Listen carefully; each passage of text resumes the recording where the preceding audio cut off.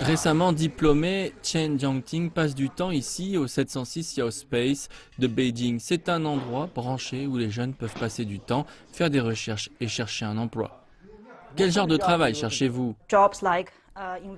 Un travail dans l'investissement bancaire ou dans le domaine du capital risque. Je suis assez intéressée par ce secteur, mais c'est difficile de trouver l'emploi idéal à Pékin depuis que je suis diplômée. Le problème, c'est qu'il y a tant de compétition, il y a tant d'excellents étudiants diplômés. Beaucoup de sociétés demandent une expérience qu'elle n'a tout simplement pas, donc elle donne des cours à mi-temps et travaille pour apprendre de nouvelles compétences avec l'espoir d'attirer davantage les potentiels employeurs. 92% des diplômés trouvent un emploi dans les 6 mois, mais cela peut être une recherche difficile pour les 8% restants. Wang Di est responsable ingénierie au bureau de Beijing du site LinkedIn, spécialisé dans les réseaux sociaux pour les professionnels. Les compagnies high-tech se sont développées très vite durant les 5 à 10 dernières années et beaucoup d'étudiants souhaitent les rejoindre.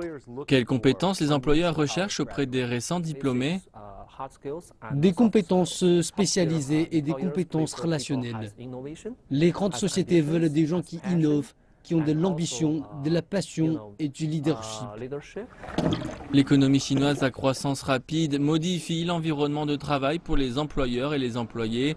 Nombre d'employés ne peuvent plus espérer rester à un poste pendant 10 ou 20 ans. Dans certains secteurs de haute technologie, les employés changent de travail tous les 24 mois, donc ils doivent apprendre constamment de nouvelles compétences, mais ceux qui peuvent s'y adapter réussissent.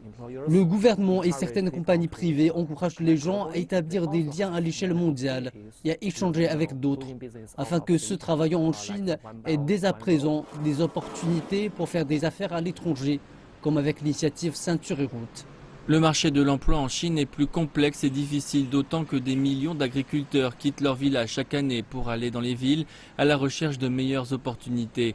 Beaucoup maintenant veulent des salaires plus élevés. Les employeurs ont des difficultés à employer si le travail est dur et le salaire bas. D'un autre côté, les employeurs veulent à présent des travailleurs migrants avec plus de compétences spécialisées. Une situation frustrante pour les nombreux migrants peu diplômés.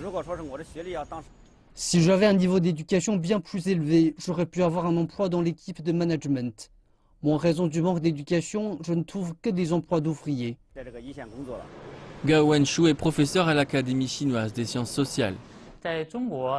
En Chine, il y a un phénomène important, le nombre massif de travailleurs migrants qui affluent dans les villes. Ce chiffre augmente année après année. À la fin de 2016, il avait atteint 169 millions. C'est énorme.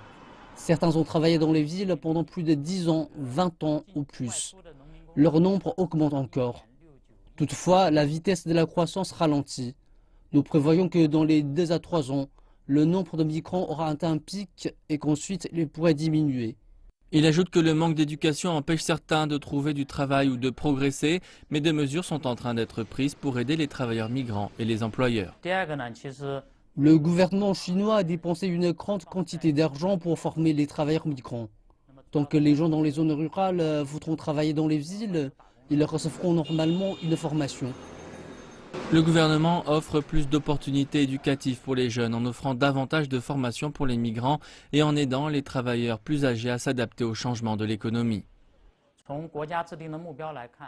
Le gouvernement a fixé un objectif. Nous parviendrons à une société d'abondance sur tous les plans en 2020. De par nos recherches, les gens sont confiants quant à la réussite de ce rêve chinois. Un rêve que Chen Jiangting continue de poursuivre. J'ai encore le rêve de poursuivre une carrière dans la finance. Je n'ai jamais abandonné durant toute l'année après mon diplôme. Chen est confiante dans le fait que prochainement, elle poursuivra une carrière pleine de succès.